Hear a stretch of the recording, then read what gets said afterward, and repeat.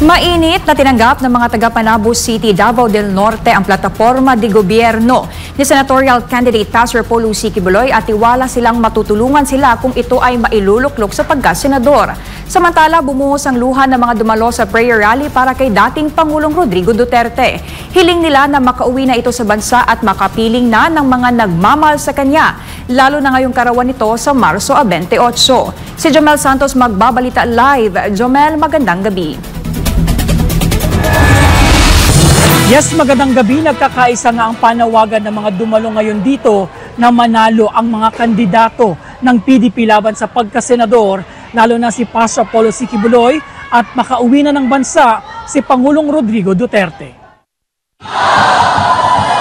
Ganito kalakas ang sigaw ng mga taga Panabo City, Davao del Norte na dumalo sa ginanap na Ayusin Natin ang Pilipinas campaign rally at Bring Him Home prayer for Tatay Digong. Libo-libo ang nakiisang mga taga-suporta ni Pastor Polo C. Quiboloy sa nasabing campaign rally na nagmula pa sa mga bayan at syudad ng probinsya ng Davao del Norte, Davao de Oro at Davao Occidental.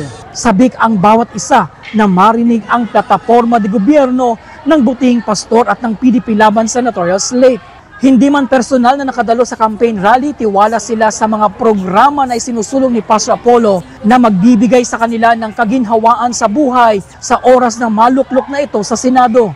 As a student, alam ko hindi lang ako yung student, no? Siguro, kasi narinig ko din kanina na may mga scholars, ano? Then I guess education, scholarship talaga. Kasi maraming mga mahihirap, no? Kagaya ko mahirap din, na hindi mabigyan ng opportunity to send their self to school. Of course, I hope na Pastor Quiboloy na matulungan nila yon. Ang livelihood sa mga tribo, usa ang eskwelahan, hospital. Ang ako muna kung gusto nila tagaan ako ang mga kababayan o mga trabaho para sa ilang panginabuhian. Nagkaisa naman ang mga dumalo sa isang panalangin para kay dating Pangulong Rodrigo Duterte. Hiling nila ang agarang pagpapauwi sa dating Pangulo sa bansa at makapiling ngayong kaarawan nito sa Marso 28.